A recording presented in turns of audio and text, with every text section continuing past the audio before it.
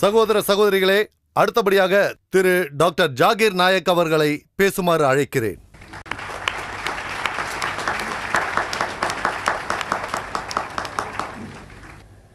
அல்ஹம்துலில்லாஹ் வஸ்ஸலாத்து வஸ்ஸலாம் அலா ரசூலில்லாஹ் வ அலா ஆலி வ ஸஹ்பி அஜ்மஈன். அம்மா பாத். அஊஸ் பில்லாஹி மினஷ் ஷைத்தானிர் ரஜீம். பிஸ்மில்லாஹிர் ரஹ்மானிர் ரஹீம்.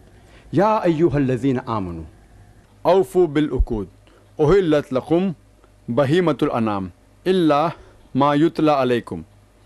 பிஸ்மில்லாஹிர் ரஹ்மானிர் ரஹீம். ரப்பி ஷ்ரஹ் லி ஸத்ரி வயஸ்ஸிர் லி அம்ரி வஹ்லுல் உக்தத்தம் மின் லிசானி யஃப்கஹு கவ்லி.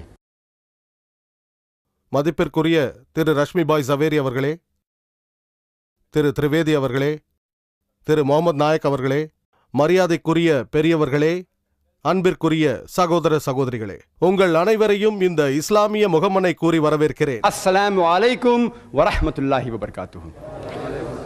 எல்லாம் வல்ல இறைவன் அல்லாஹ் சுப்ஹானஹு வ தஆலாவின் சாந்தியும் சமாதானமும் உங்களுக்கு உண்டாகட்டும். இன்று காலை இந்த விவாதத்தின் தலைப்பு என்னவென்றால், புலால் உணவு மனிதனுக்கு அனுமதிக்கப்பட்டதா அல்லது விலக்கப்பட்டிருக்கிறதா என்பதுதானே தவிர, உடலுக்கு சிறந்தது நல்லது தாவர உணவா அல்லது புலால் உணவா என்பது அல்ல. அது விவாதம் அல்ல. ஆப்பிள் பழம் மாம்பழத்தை விட சிறந்தது என்று நான் நிரூபித்துவிட்டால் அதற்காக மாம்பழம் நிராகரிக்கப்பட்ட உணவாகிவிடாது.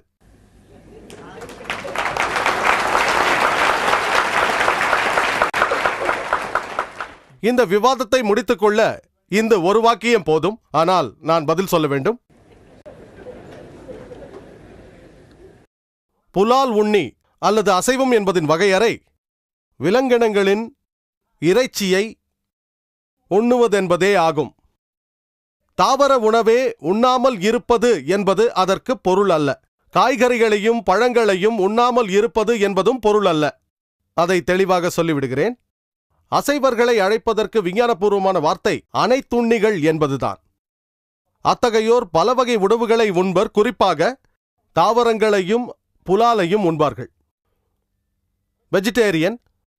திரு ரஷ்மி பாய் ஜவேரி சரியாக சொன்னார். வெஜிடபிள் என்ற வார்த்தையிலிருந்து வந்ததல்ல, அது வெஜிடாஸிலிருந்து வந்தது. உயிரோட்டம் உள்ள, உடலுக்கு ஊக்கம் தருகின்ற என்று பொருள்படும். சரியாக விளக்கவில்லை, நாம் அதை அலசுவோம். மேலும் தாவர உண்ணிகளில் பல வகை உண்டு, அதையும் அவர் விளக்கவில்லை.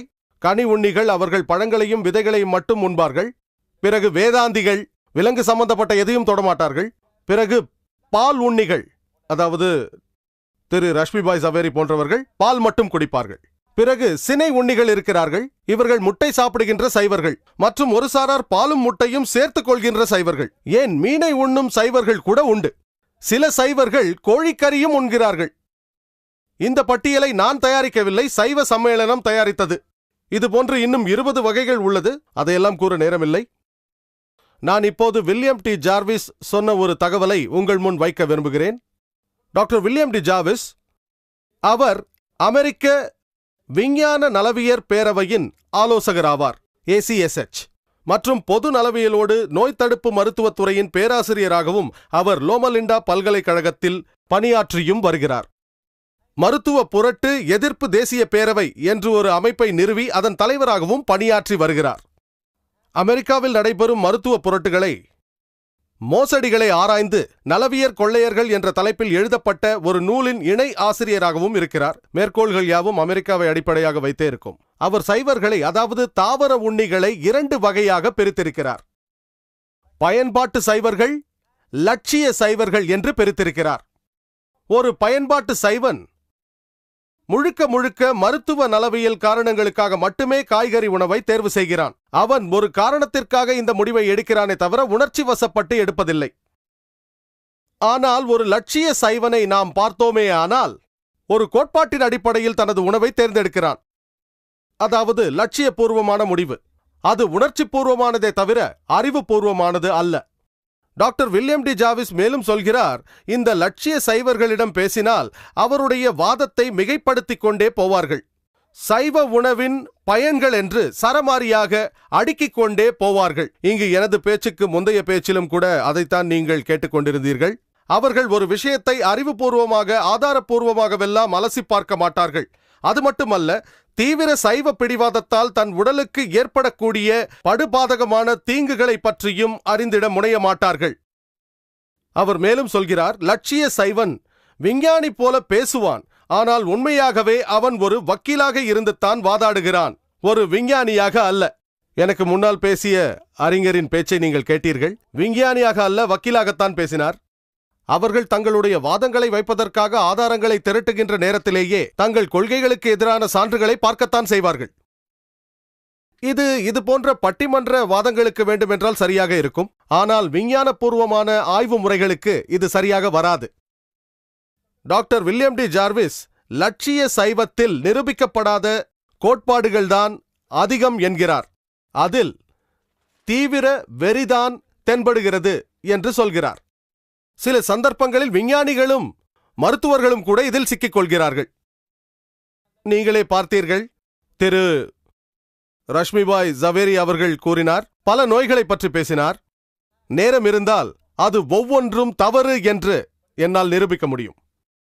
விஞ்ஞானத்தை பற்றி பேசினாரே தவிர விஞ்ஞானபூர்வமாக பேசவில்லை. எல்லாவற்றையும் தடுக்க முடியும் என்றார். சிகிச்சையை விட தடுப்புதான் சிறந்தது என்பார்கள். மருத்துவத்தின் அடிப்படை தத்துவமும் அதுதான்.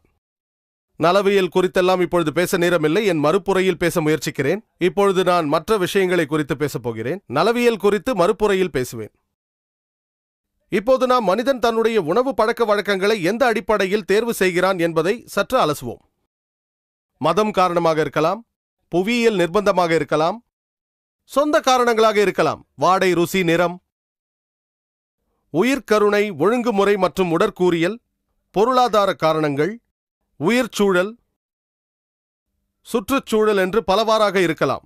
ஊட்டச்சத்து காரணமாக இருக்கலாம். நலவியல் அல்லது விஞ்ஞானம் கூட காரணமாக இருக்கலாம். மற்றும் மருத்துவ காரணங்களாகவும் இருக்கலாம். மருத்துவம் மற்றும் நலவியல் காரணங்கள். நாம் இவற்றுள் முதலில் மதம் சார்ந்த காரணங்களை பார்ப்போம். திரு திரிவேதி அவர்கள் சொன்னார்கள், அதாவது மனித உணவு விஷயத்திலெல்லாம் மதத்தின் குறுக்கீடு இருக்கக்கூடாது. எதை உண்ணலாம், எதை உண்ணக்கூடாது என்பதெல்லாம் மருத்துவர்கள் மட்டுமே முடிவு செய்ய வேண்டிய விஷயம்.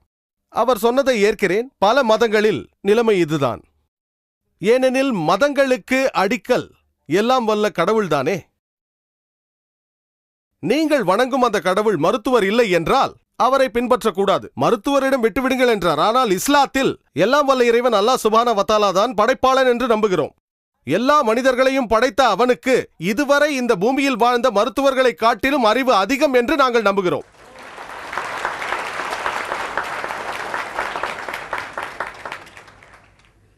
மேலும் திரு ரஷ்மிபாய் ஜவேரி சொன்னது போல பல மருத்துவர்களின் கருத்துக்களை நீங்கள் கேட்டீர்கள். இந்த புத்தகங்களிலிருந்து அவர் கருத்துக்களை கூறினார். இவை அனைத்தும் வெளியில் விற்கப்படுகின்றன. இது குறித்து நானும் கருத்துக்களை கூறப்போகிறேன். இதில் அநேக புத்தகங்களில் சொல்லப்பட்டிருப்பவை வெறும் கட்டுக்கதைகள். அதில் அறவே உண்மை கிடையாது. சில புத்தகங்கள் சம்பந்தமே இல்லாதவை. சில கருத்துக்கள் சோதிக்கப்படாதவை. சிலவற்றில் உண்மை உள்ளது, ஆனால் பாதி உண்மைதான். ஒரு விஷயத்தை நான் இங்கு தெளிவாக சொல்ல விரும்புகிறேன்.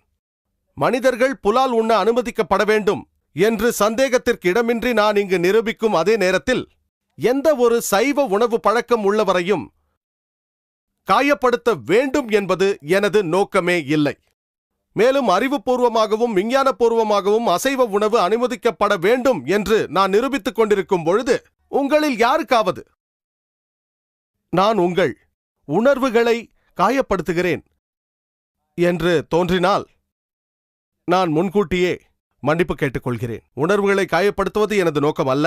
ஆனால் எனக்கு முன்பாக பேசியவருக்கு பதில் சொல்ல வேண்டிய கடமை எனக்கு உள்ளது. இஸ்லாத்தை பொறுத்தவரையில் ஒரு மனிதன் அசைவம் சாப்பிட வேண்டும் என்ற நிர்பந்தம் இல்லை. ஒரு முஸ்லிம் சைவ உணவு சாப்பிட்டுக் கொண்டு ஒரு நல்ல முஸ்லிமாக இருக்க முடியும். ஆனால் நமது படைப்பாளன் எல்லாம் வல்ல இறைவன் அல்லாஹ் சுப்ஹானஹு வ தஆலா அசைவம் சாப்பிட நமக்கு அனுமதி வழங்கும் போது ஏன் அதை நாம் சாப்பிடக்கூடாது? புனித குர்ஆனிலிருந்து ஒரு வாக்கியத்தை கூறி நான் என் உரையை ஆரம்பிக்கிறேன். சூரா மாய்தா அத்தியாயம் 5 வசனம் 1. அது சொல்கிறது, யா அய்யுஹல்லஸீன ஆமனு, பின்னால் உங்களுக்கு அவ்ஃபு பில் உகூத் உஹில்லத் லகும் பஹீமத்துல் அனாம் இல்லா மா யுத்லா அலைக்கும். பின்னால் உங்களுக்கு கூறப்படுவதை தவிர கால்நடை வகையைச் சேர்ந்த அனைத்து பிராணிகளும் உங்களுக்கு அனுமதிக்கப்பட்டுள்ளன. மேலும் திருக்குரானில் சூரா அன்-நஹல் அத்தியாயம் 16 வசனம் 5. மேலும் அவன் கால்நடைகளையும் படைத்தான். அவற்றில் உங்களுக்கு உடையும் இருக்கிறது, உணவும் இருக்கிறது, இன்னும் பல பயன்களும் இருக்கின்றன. அதே செய்தி சூரா மோமினூன் அத்தியாயம் 23 வசனம் 21 நீங்கள் அவற்றை உண்ணவும் செய்யலாம் என்று வருகிறது. இப்போது நாம் மனிதனின் உணவு பழக்கத்தில் புவியியல் மற்றும் சுற்றுப்புறச் சூழல் தாக்கத்தை அலசுவோம்.